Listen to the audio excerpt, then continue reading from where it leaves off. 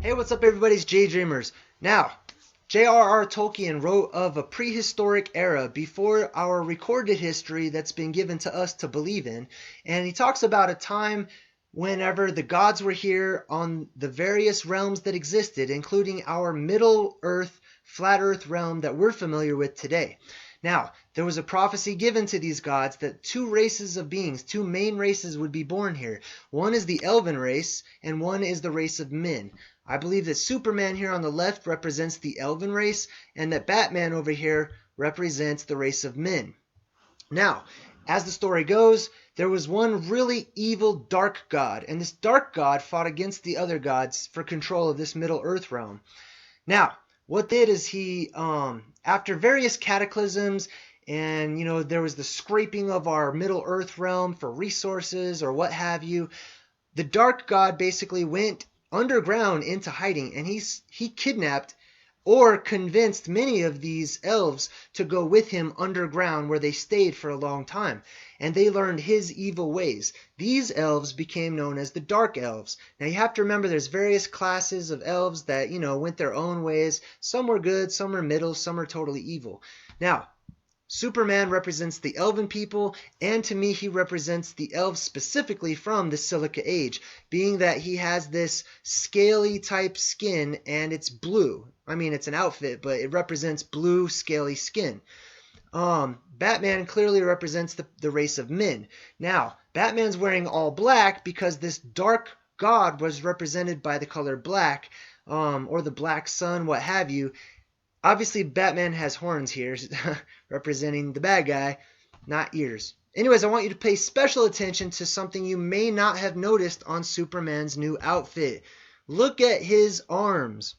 Do you see these bands that are going around and wrapping around his arms like that? I was looking at this and I was wondering, where have I seen that before? And why would they have Superman's outfit, wrapped, these ribbons wrapped around his arms? And then I started looking at other pictures online. Here's another picture of his arms being wrapped by these ribbons. Here's another picture of Superman's arms wrapped by ribbons. And as you can see, he still has the blue scaly skin with the big S, which I'll get to in a minute.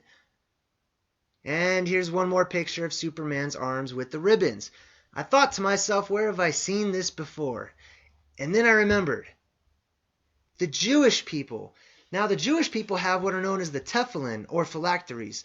And basically, on their left arm, they wrap these bands around their forearms, all the way down to like their middle finger, and they have these black boxes underneath, basically on their biceps, on their muscles, right? And they also have them on their forehead. I'll show you a couple more pictures here.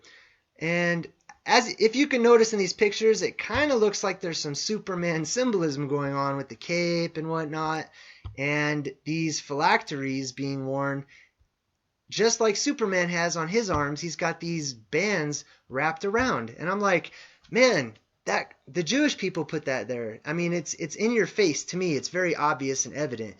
But there's more symbolism. You see this black cube right here?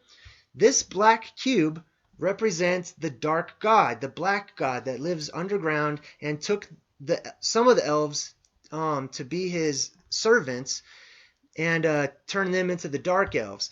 Now, this black box, right, this black cube that they wear on the forehead, the Jews wear on their forehead, has this letter on it. This is actually a Hebrew letter, and it's the letter S, all right? Now, it's really interesting that they would choose to have the symbol of the letter S on their foreheads, just like Superman on his outfit, he wears the letter S. Now in the movies, Superman is actually confronted, a few times, especially by Lois Lane, and she says, "Why do you wear the letter S on your outfit?" And he says, "That's not the letter S. It's a symbol on my planet and that gives us hope." Well, I did some research and I wanted to find out what is this symbol on the planet that he's from that gives them hope. So it turns out that in one of the storylines in the comic books, Superman's like stepdad, his earthly father, it says that after the Superman story, the Man of Steel, the symbol story was that it was designed by Jonathan Kent. That's Superman's dad on Earth. and it was derived from an ancient Native American symbol.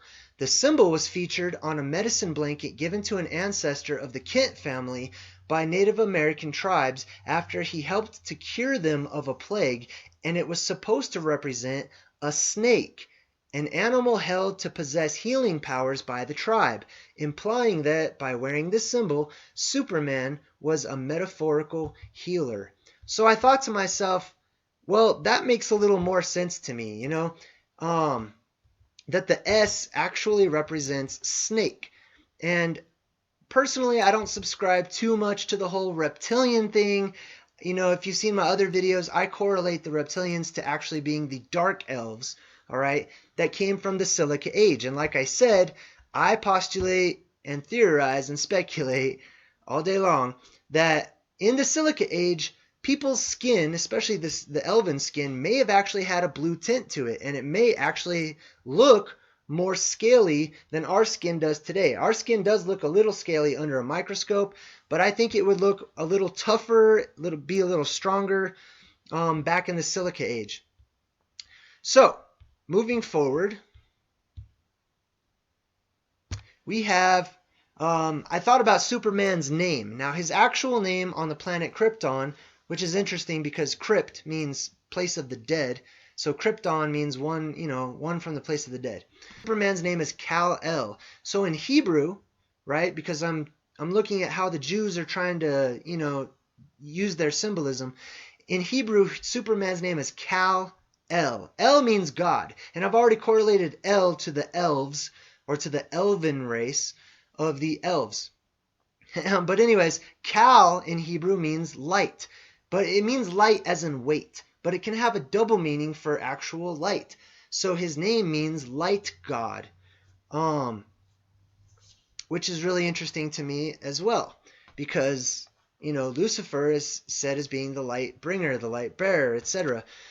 Now, Superman's dad on Krypton, his actual Krypton father, his name is Jor-El. Now, there's no vowels in ancient Hebrew, all right? So it's just J-R, Jor, El. El means God, or elven, or elf race. And J in Hebrew is this letter right here, Yod, Y-A-D, or Y-O-D. And as you can see in the picture, it's a hieroglyph of an arm. And it means arm and closed hand. That's J. The R in Jor is down here. It's the letter Resh. As you can see, the picture for Resh is a head, and it literally says the head of a man. So Superman's father, his name basically means head of a man and arm, right? Head and arm. And the Jews wear their tefillin on their arm and on their head, right? So that's Superman's name, in Hebrew, and his father's name, okay? So let's move forward a little bit further. So Superman's home, Krypton, is always represented, for the most part, as being this sort of crystalline world. And for me, it harkens back to this world of the ancient elven people and the ancient gods of old. Maybe even before there was a race of man, but I'm not sure about that. So, in this ancient world, I call it the Silicon world, or the Silica world, or the Silica Age. I speculate that the world was much more crystalline in structure.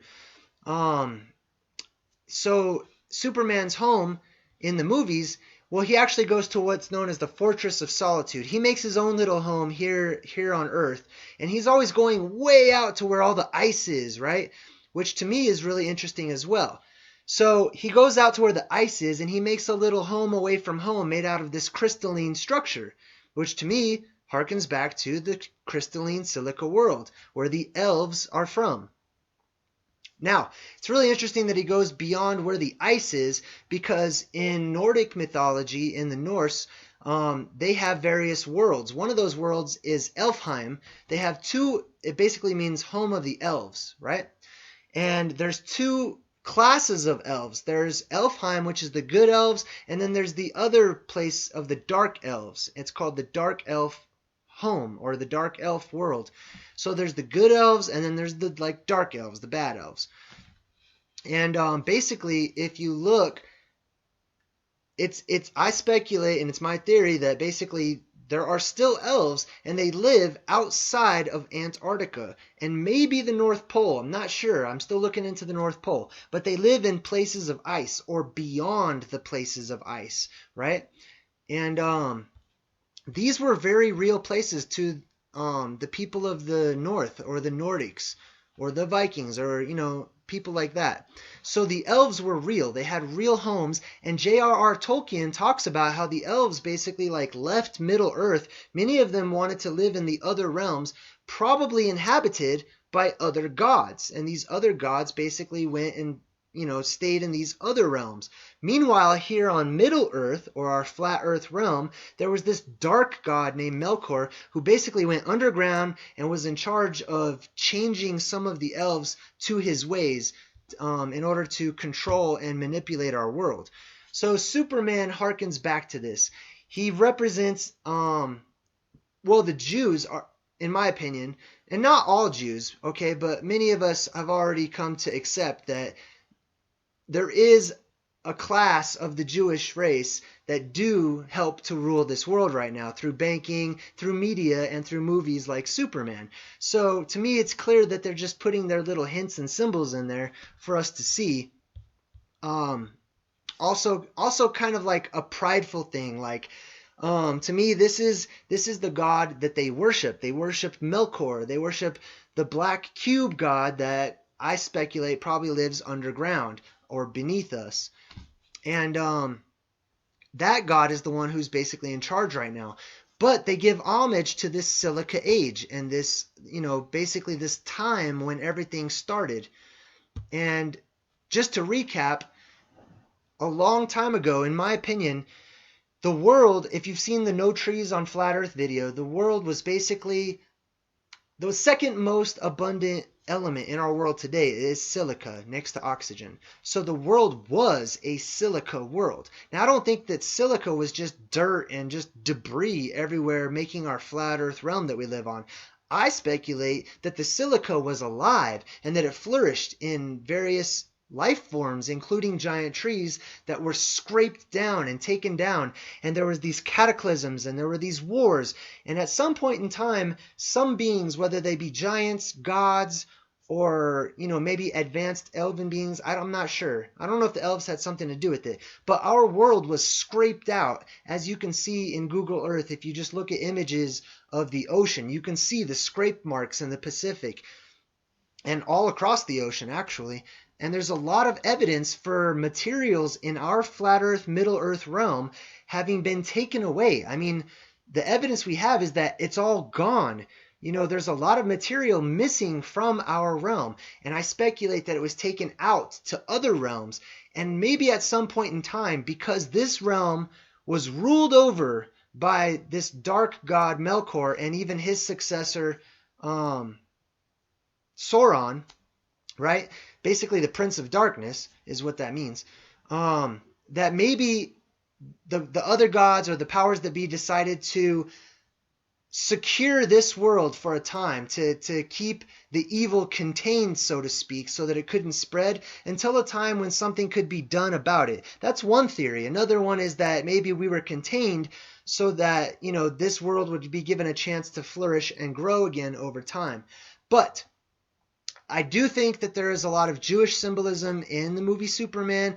I do think that it harkens back to the Jews either worshiping the dark elves or working in tandem with the dark elves, who also worship the dark god, the black cube god, that they use when they have these tefillin and their phylacteries and stuff like that. Which also, it's not just the Jews, the Islamic people, they circled the giant black cube in Mecca, but it is the god of this world, and J.R.R. Tolkien refers to him as Melkor.